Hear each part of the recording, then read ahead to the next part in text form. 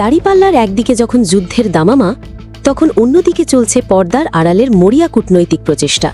মধ্যপ্রাচ্যে Iran Israel সংঘাত যখন নিয়ন্ত্রণের বাইরে চলে যাওয়ার আশঙ্কা তৈরি হয়েছে, ঠিক তখনই ইরানকে আলোচনার টেবিলে বসাতে বারবার অনুরোধ করছে যুক্তরাষ্ট্র। কিন্তু ওয়াশিংটনের সেই প্রস্তাব শুধু প্রত্যাখ্যানই করছে না তেহরান, বরং যুক্তরাষ্ট্রকে আগ্রাসনের অংশীদার বলে কঠোর বার্তাও দিচ্ছে। তাহলে কি এই সংঘাত থামানোর আর কোনো পথ খোলা নেই? বিস্তারিত জানাচ্ছেন আমাদের প্রতিবেদক। হোয়াইট হাউসের ছবি, এরপর ইরানের পররাষ্ট্রমন্ত্রীর ছবি। একটি গ্রাফিক্সে দেখানো হবে যুক্তরাষ্ট্রের পতাকা থেকে একটি বার্তা প্রতীক ইরানের পতাকার দিকে যাচ্ছে এবং সেখানে একটি লাল ক্রস চিহ্ন দিয়ে প্রত্যাখ্যাত হচ্ছে। ঘটনার কেন্দ্রে এখন ওয়াশিংটন আর তেহরানের শীতল সম্পর্ক।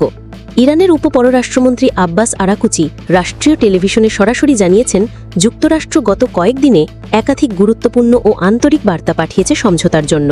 কিন্তু ইরানের জবাব স্পষ্ট, ইসরায়েলের আগ্রাসনের অংশীদারদের সাথে আমাদের বলার কিছু নেই। তেহরানের এই একটি বাক্যই বুঝিয়ে দিচ্ছে যুক্তরাষ্ট্রের প্রতি তাদের অসন্তুষ্ট কতটা তীব্র।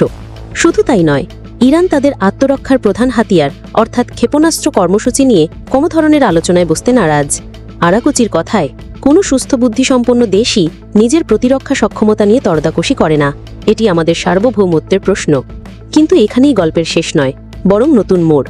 যুক্তরাষ্ট্রের জন্য দরজা বন্ধ করলেও ইউরোপের জন্য সেই দরজা সামান্য খোলা রেখেছে ইরান। খুব শীঘ্রই জেনেভায় একটি গুরুত্বপূর্ণ কূটনৈতিক বৈঠক অনুষ্ঠিত হতে যাচ্ছে। সেখানে ইরানের সঙ্গে আলোচনায় বসবে যুক্তরাজ্য, ফ্রান্স, জার্মানি এবং ইউরোপীয় ইউনিয়নের প্রতিনিধিরা। ওয়াশিংটন যা পারেনি, ইউরোপ কি সেই অসাধ্য সাধন করতে পারবে? এই কূটনৈতিক টানাপোড়েনের মাঝে সবচেয়ে বড় সত্য হল মানবিক বিপর্যয়। দুই পক্ষের পাল্টাপাল্টি হামলায় বাড়ছে হতাহতের সংখ্যা। ইরানের দাবি অনুযায়ী ইসরায়েলি হামলায় তাদের দেশে ৬-৭ মানুষ নিহত হয়েছেন। অন্যদিকে ইরানের হামলায় ইসরায়েলেও বহু মানুষ হতাহত হয়েছেন। সাধারণ মানুষের জীবন যখন ঝুঁকির মুখে, তখন এই আলোচনা আরও বেশি গুরুত্বপূর্ণ হয়ে উঠেছে।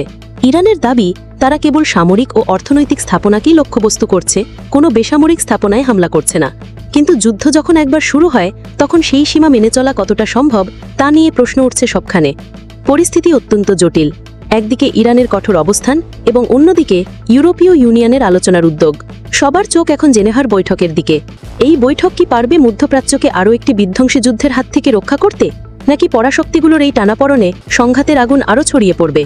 পরবর্তী আপডেটের জন্য আমাদের সাথেই থাকুন।